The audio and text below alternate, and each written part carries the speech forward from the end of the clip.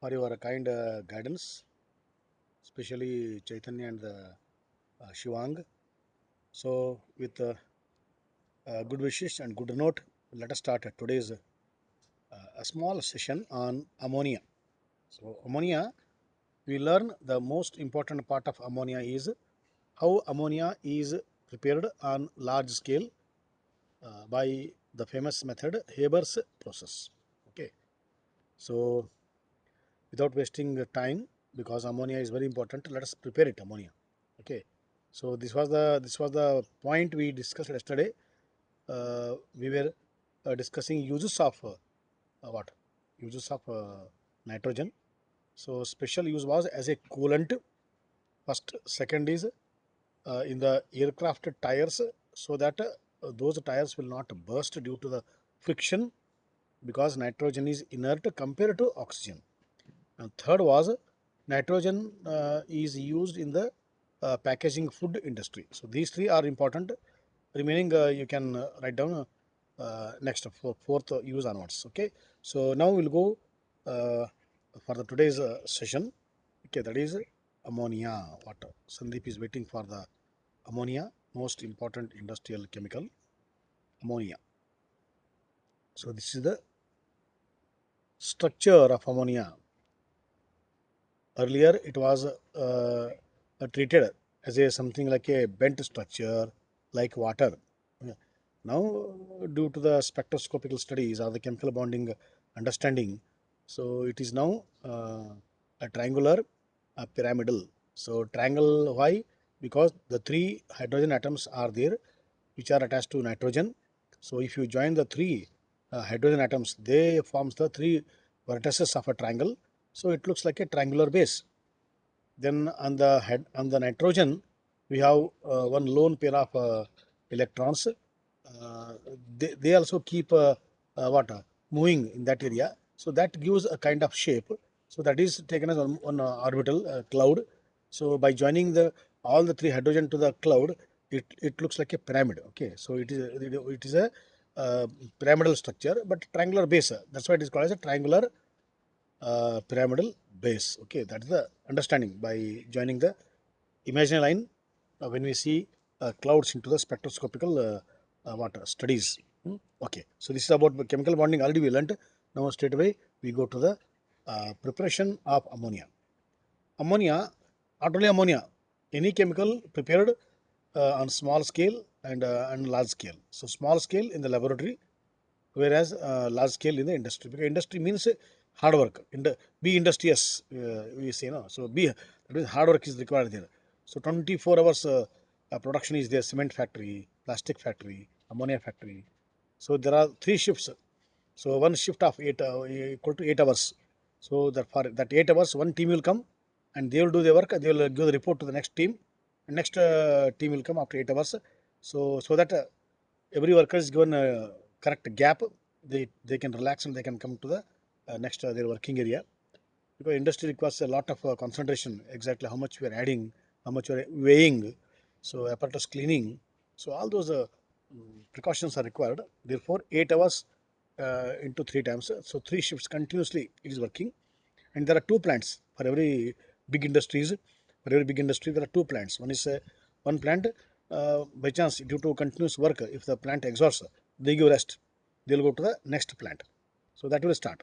But 24 hours production is there, so that they keep supplying to the needs of a country whenever demand, because throughout India, throughout the world, we require fertilizers. So in tons, in lorries they go to different parts of the country.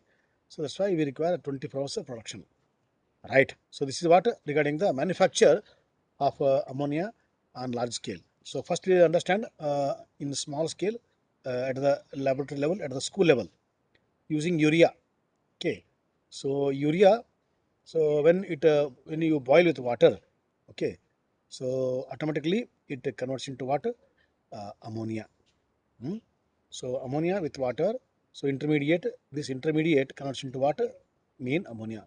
So wherever this you might have experienced in the public toilets, where the public toilets are not cleaned properly. So in the mall, in the cinema, special theaters, in the offices, we go for cleaning. Okay, so we go for cleaning. Whereas in some area where manpower is not available, that time simply we use for days together, weeks together. If you don't what, if you don't go clean properly, so they, because our urine contains a small amount of urea, urochrome, that pigment is there in the biology we learnt. So all that urea related compounds, they undergo change, they becomes ammonia. That's why that smell is there in the what, toilets. That is due to ammonia formation, one of the components. Okay, so there are other components in the body, they'll come out. But among the many, so one component is whenever you go for the not maintaining properly the urination area, so it gives a foul smell.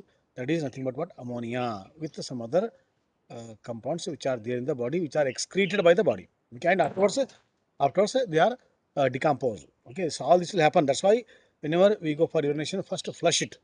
Okay, first flushing is important, or pouring water at least. If you don't have flush system, so let's pour some water, so that urine will wash away and no smell, no stinking smell. So that you can explain on this now. Why smell comes from that area? It is because of formation of ammonia from this equation. This is the supporting equation for that water. You can explain that. Now using the ammonium sulfate and the sodium hydroxide. Okay, so we get the sodium sulfate, water, and the ammonia. So this ammonia comes from this ammonium sulfate, because most of the ammonium sulfates are they are ionic in nature, because between the ammonium and the sulfate there is an ionic bond. Within the ammonia, covalent bond is there. Within the sulfate ion, it is a covalent bond is there. But between the ammonia 1 plus and the SO4 2 minus, so due to the coulombic force of attraction, this ionic character develops. Please recall our Fazan's rule. Covalent compound developing the ionic character, and the ionic compound developing the covalent character. So all this we have studied in the chemical bonding. So that ammonium sulfate, so from this ammonium area, so from the ammonium area, so ammonia comes out. So it is in the gaseous form. So it is collected afterwards. Okay, later. So by the action of ammonium sulfate and sodium hydroxide, we get ammonia.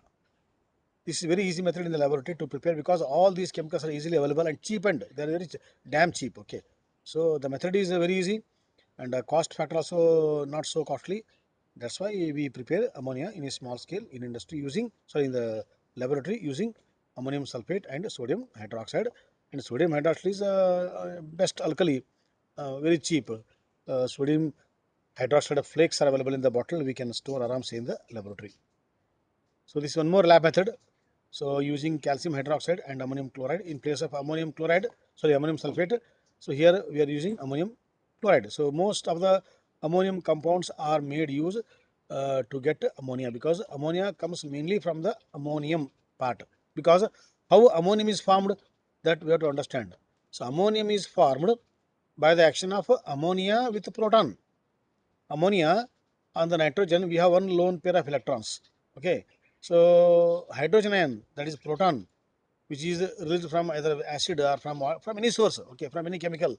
So that hydrogen plus H1 plus, or the proton, what we call, that proton is highly reactive, highly unstable. So by chance, if that proton comes in the vicinity where ammonia is there, so ammonia wants to make a bond with proton, or the proton wants to make a bond with the ammonia. Okay, but the problem is proton says I don't have the electron. I am already my one electron was there, that I already lost. So I am without electron. That time ammonia gives both electrons. Okay, so usually for the bond formation, this I told in the chemical bonding. So two electrons are required, one from the both. Then only a bond formation takes place. So, but in this case, both are given by only one side, that is nitrogen. So this is called as the dative bond or the coordination bond. A bond formed where electrons, lone pair, one pair, two pairs. So how much demand is there? So that is given by only from one side. Those compounds are called as coordination compounds or coordination bond, dative bond. So this chapter is there. Last chapter of the first part, full chapter is exclusively meant for the coordination chemistry only that we study. So that's why, because ammonia is accepting proton, or ammonia what we take ammonia, especially the nitrogen, has lost electron. So it has given electron. No, usually it will go on electron for the bond formation. It has given one more electron, but the complete entire pair is given. So it is taken as a loss of electron from the nitrogen. So NH4 becomes the plus ion. That's why NH4 is nothing but it is a one way of ammonia only, positive form of ammonia. That's why most of the ammonia comes from the NH4 part. That's why we make use ammonium compounds in the laboratory or in the industry. Okay, yeah. And here, this in this in the previous example, if you see, water is there. No, this water. So even this example also water is there. So this water vapor will give little trouble. So therefore, the entire mixture is passed through a chamber or a tower or a room where it contains a calcium chloride. Okay, that is called as what? Separately calcium chloride, or if calcium chloride already available in the reaction mixture, we'll go for the calcium oxide. So calcium chloride, calcium oxide, most of the calcium compounds, they are deliquescent. That means they absorb moisture or they absorb water vapor, water content. So from the immediate environment, surroundings. So if the entire mixture is passed through the delivery tube into the chamber where it is, we have calcium oxide or the calcium compounds. So there it absorbs only water vapor. So when it absorbs water vapor, then ammonia comes out without any problems. It is called dry, clean ammonia that is collected and sent to the fertilizer industry or one more industry where ammonia is decomposed to get the hydrogen and nitrogen for some other purposes. So in this way, a lot of work is there. Now comes the main part of ammonia, that is how ammonia is made. Making ammonia by the famous process known as the Haber's process. First, we will understand the nature of equation. For ammonia, we require ammonia is made from its constituent elements. Ammonia is made up of nitrogen and hydrogen. So just by the direct combination of constituent elements, we get ammonia, right? So then how to get raw materials, that is the starting materials for ammonia. So starting material or the raw materials for the ammonia are nitrogen and the hydrogen. So both are not available freely, easily accessible. Therefore, nitrogen is available in air plenty and hydrogen is available in different forms in water in the combined state. Okay, so ocean is full of water. Largest source of water is our oceans. So there water is there, but in water hydrogen is not free. It is in the combined state. And in the UAE, United Arab Emirates, where petroleum source is there, no? So there also natural gas and hydrocarbons comes. So that also is the they contain hydrogen in the combined state. All hydrocarbons, especially from the first one, that is methane, natural gas. So they are all the bank of hydrogen. So only thing is we have to separate it. We have to decompose it. So nitrogen from the air we get, hydrogen either from the natural gas or from the oceans. Okay, if you are taking from the ocean, that is water, first you purify it, make it pure water, then go for the electrolysis, then we get the hydrogen. Or if you are using the methane, please decompose it. So there is a method to decompose. Okay, methane we use even to make the syngas also. So methane is one of the important raw material for many industries. So taking methane and decomposing by using some special methods, we go for what? Getting hydrogen. So once hydrogen and the nitrogen are ready in our hand, okay. So nitrogen is collected by the method known as liquefaction of air. So air is liquefied. So gaseous air becomes the liquid air. Depend upon the boiling point, cryogenic method. So they separate the nitrogen and that is sent to the ammonia industry. So nitrogen, hydrogen now ready. Now we have to make them react so that we get the ammonia. But if you study the nature of reaction, this reaction is reversible in nature. Ah. So because it is reversible in nature, in the beginning, forward reaction is okay, but as the reaction proceeds, ammonia starts decomposing, giving back once again nitrogen and hydrogen. Then what is the use? Our aim is to get the ammonia. Okay, our aim is to get the ammonia. So if after forming some 50 to 60% of ammonia, if it starts decomposing, then again ammonia production yield becomes less. So we want more amount of ammonia. For this, Haber made use of famous principle of 11th class, that is Le-Chatelier's principle. Okay, so here we are strictly making use or strictly going in accordance with what Le-Chatelier's principle. As and when ammonia forms, you have to remove the ammonia. Don't wait that more amount of ammonia should form. No. So there are some exhaust fans available in the industry. So using the exhaust fans are some special techniques. So as and when a small amount of ammonia forms by the combination of nitrogen and the hydrogen, ammonia is recovered or removed, so that we are decreasing the concentration of the products. When we decrease the concentration of products according to Le-Chatelier's principle, reactions keeps moving the forward direction. That means ammonia starts forming. So this is what strictly according to the Le-Chatelier's principle. So the first point you have to remember is what? Remove as and when ammonia forms. Okay, first point, because it is reversible in nature. Second point, this is a very slow reaction from the chemical kinetics point of view. So to increase to some extent the rate of reaction, so here we make use of what? Catalyst. So catalyst also plays a very important role in getting the ammonia in good yield. So use of catalyst, second point. First point what? As and when ammonia forms, remove it. Second point is use catalyst. Okay, and because this reaction is inert, nitrogen is there, okay, hydrogen is there, so both are slightly inert compared to other what chemicals, other molecules of an element. So therefore we require some temperature condition or the pressure condition. Therefore using temperature condition, using the pressure conditions, optimum temperature and the pressure conditions, so we have to carry out this reaction. This is the point number 3. And point number 4, see, catalyst we are using, no doubt. Okay, after using catalyst, so it is a long process. One day, once the process starts in the big tower, so one day, 1 week, 1 month, this process is on. I told in the beginning only 24 hours. So catalyst will lose its activity. Every chemical has got some limitation. So it works, but after 1 day, 2 days, 1 week, so it loses its activity, efficiency. So that time again ammonia formation becomes what? Slow. Rate of reaction becomes slow. That's why to keep the catalyst in active condition, to keep the catalyst in the active condition. For example, you are playing. So there are some spectators. If they keep quiet throughout the game, no shouting, no claps, passive spectators, there's no maja. So whenever claps are there, okay, Josh is there. Come on, I want a goal. Come on, one sixer I want. So like that, if Josh is given by the spectators, I think that is enough for the player to go for. He can put a best performance. Okay, that is one. And again, to keep the spectators in good condition, there are some other conditions. For example, good chair conditions, good stadium condition. Okay, and you have to allow some tables to the stadium up to certain area.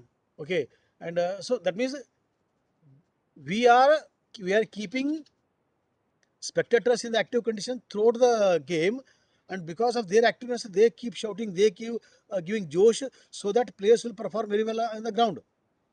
That means what I'm saying here, example, promoters. So there are some chemicals, especially in the D block. Okay, so they are used as promoters. So promoters role is what? It keeps catalyst in the high josh, high activity. Okay, so always catalyst role is what? To increase the rate of reaction. So to increase josh is second level of josh is given by the promoters. So using promoters is also very important. So all these conditions he thought, Haber, in the beginning also he faced a lot of problem. So why ammonia is coming less amount?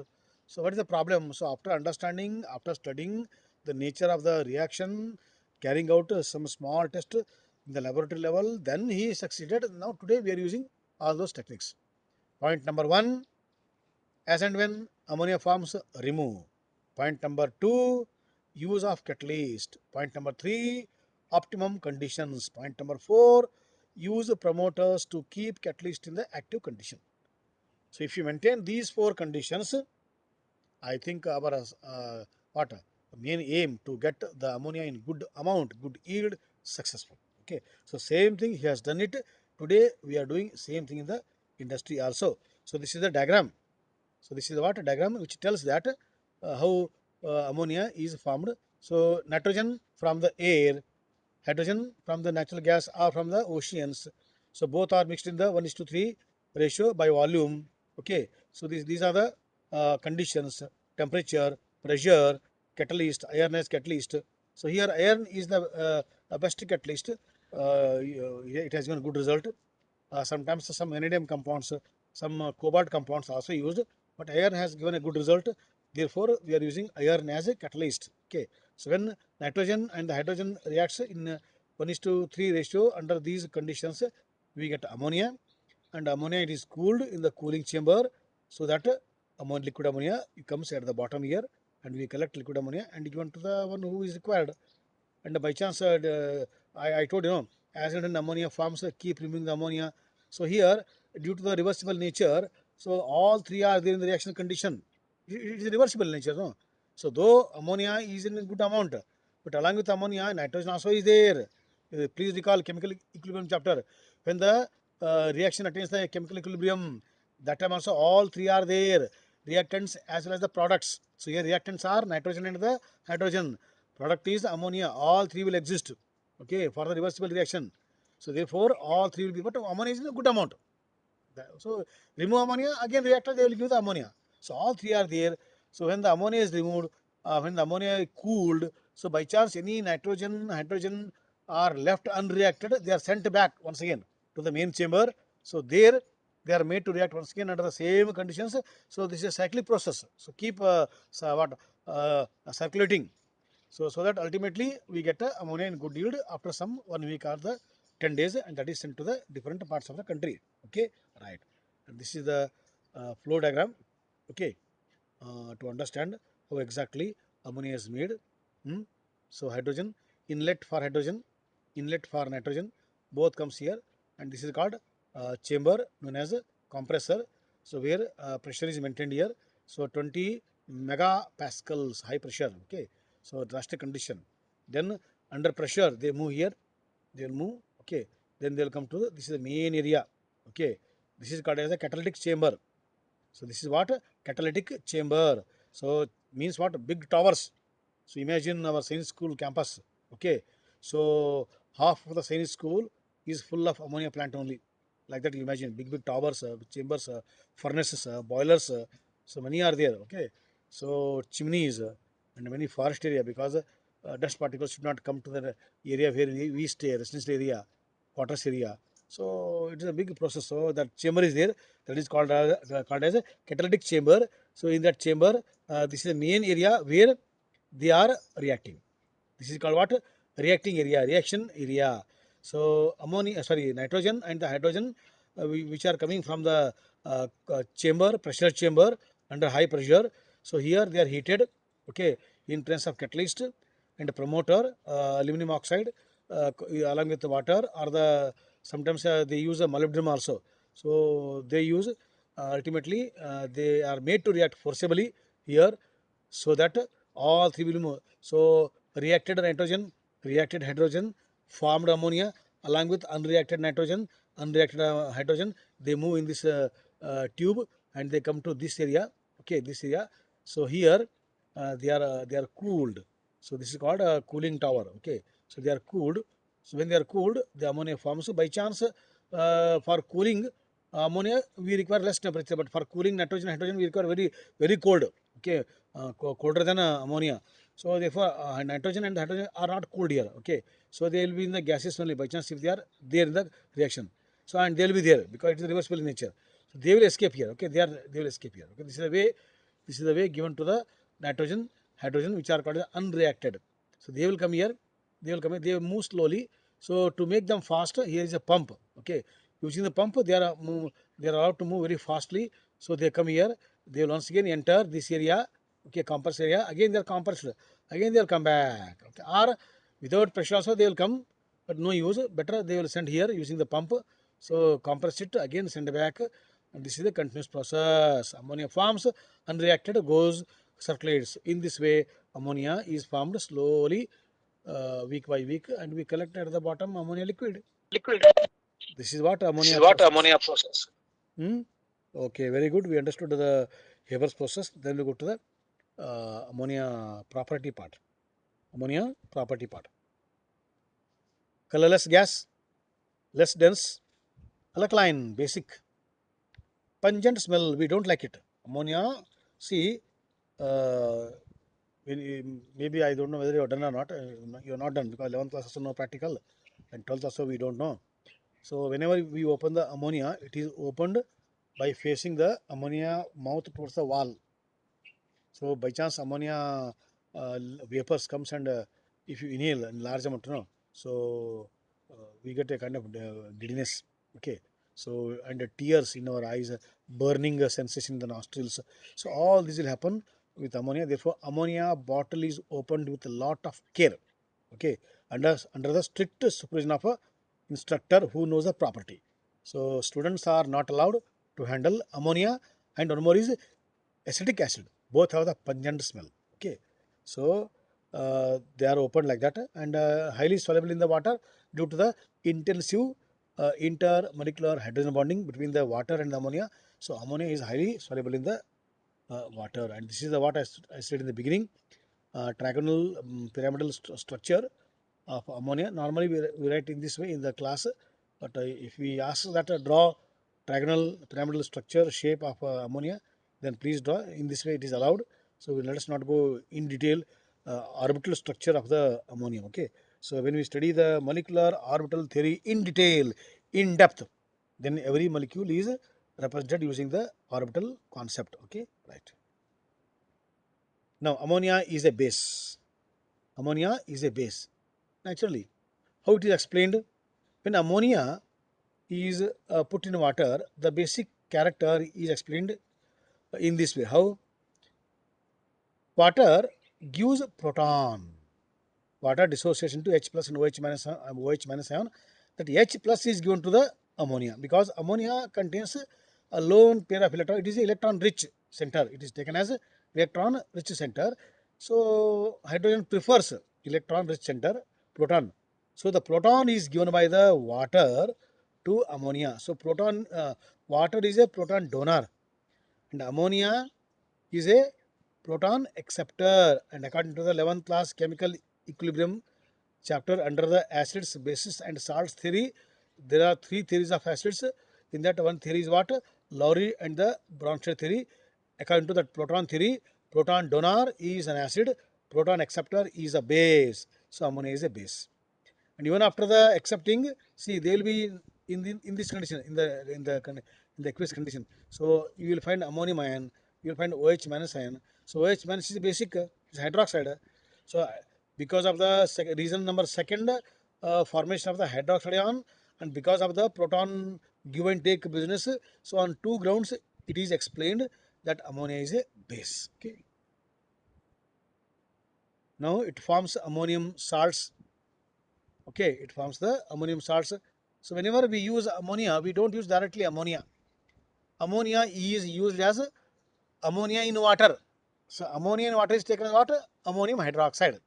So that's why whenever we open the ammonium hydroxide bottle in the laboratory, we get ammonia smell because ammonia is it is highly it escape highly unstable for the room temperature because of its melting point, boiling point. You see the data. So therefore, ammonia is always kept with water. That is called what? Ammoniacal liquor. So liquor means normally we use the word for the liquids. Okay, not that liquor what we think alcoholic liquors. So here liquor is a liquid. Which liquid it is? It is ammonia liquid. Therefore, it is called the ammoniacal liquor. So ammonia in water is nothing but ammonium hydroxide, and commonly it is called what? Ammoniacal liquor. So wherever we are using ammonia, we are using ammonium hydroxide only. So in the laboratory we use ammonium hydroxide, not ammonia. So ammonia is taken out from the storeroom. It is mixed with water so that ammonium hydroxide forms. So whatever ammonia gives property, same property is given by the ammonium hydroxide. So ammonium hydroxide is one of the best lab reagent we use for most of our practicals in the chemistry laboratory. So using that ammonium hydroxide, we can go for many preparation. So the moment we add ammonium hydroxide to the salts, especially D block salts, we get different salts that we can identify by seeing their color in the test tube. So brown PPT with iron chloride, okay, then white precipitate with zinc sulfate. So these two we use, and this knowledge we use to confirm to test for the organic chemistry and the inorganic chemistry. So if practical starts, we are happy to start the practicals. Let us wait. Now ammonia is also a Lewis base. According to what? According to the electronic theory. Okay, already we explained the Lorry and the Bronsted. Now, according to the Lewis theory, pair of electron is there, so it donates the pair of electrons. So all that theory we learnt. So according to Lewis theory, it is a Lewis base. Okay, that is made use here. So to make some special complexes. Okay, so ammonia is the best ligand. What is a ligand? Ligand is the one which gives a pair of electron to the one who is in need, especially the D block metals, so that D block metal complexes are made. Hemoglobin is a complex, natural complex. Chlorophyll in the leaf, natural complex. Magnesium is there. Okay, so cobalt complexes are there in the nature. So there are some natural complexes are there in the nature only, but in the laboratory we go for some special complexes. Because why? Because there are some complexes, they have medicinal value for the heart diseases, for the liver diseases. So those complexes we make and we use them as a medicine. Therefore, to make those complexes, we use coordination chemistry. In that, ammonia is one of the ligand. Ligand is the one which gives a pair of electron, one or two pairs depending upon the requirement, and to go for the complexes. Here it is a copper complex. Here it is a silver complex. So how the silver complex is made, why the square bracket is used here, all this is explained when the coordination chemistry starts. Okay, right. So I think my Webex is saying automatically time is running. So till now, any doubts, you are most welcome. Okay, till now regarding the especially Haber's process, you are most welcome to ask. Sir, Huh. Not regarding this, sir. Huh. It is chemical properties of P blocks. Okay, please tell. Pentahalide of bismuth, sir. Huh. That is more covalent than trihalide of bismuth, sir. Why, sir? Huh. Bismuth forms whether +3 or +5 first. More stable. +5, sir. No. At the bottom. Bismuth is at the bottom. Yes, sir. Bottom members of the P block, because of the inert pair effect, +3 is stable. Yes, sir. Okay, +3 is stable. So +5 is there, it forms but unstable. Yes, sir. Second is what? Which is more covalent. It is the one which is in the +5 state. Yes, sir. Why? Because whenever any the bottom members of the P block, if they are the higher OS, when we compare +3 and the +5, +5 is taken as a higher OS. Okay. Yes. So bottom members of the P block, if they are in the higher OS, they can polarize the incoming anion easily.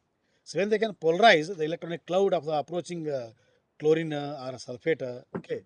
So there transfer of electron will not take place. So it will drag the electronic cloud so that it gives its electron, and the electrons from the incoming anion, they go for sharing. So covalent character develops due to what? Due to the high polarization of the higher OS of the bottom members. Yes. Okay. Next. Anything? Reasons are there. Only thing is you have to find out. So why the chemicals are formed? Why the chemicals are not formed? Why in this way forms? So why this route? Why nucleophilic route? Why elimination route? So after forming only we will analyze. That is the beauty. That is a real understanding of chemistry, so that we get desired products. Anything? I think Sandeep's point is made clear. Then, okay, my dear students, shall we wind up?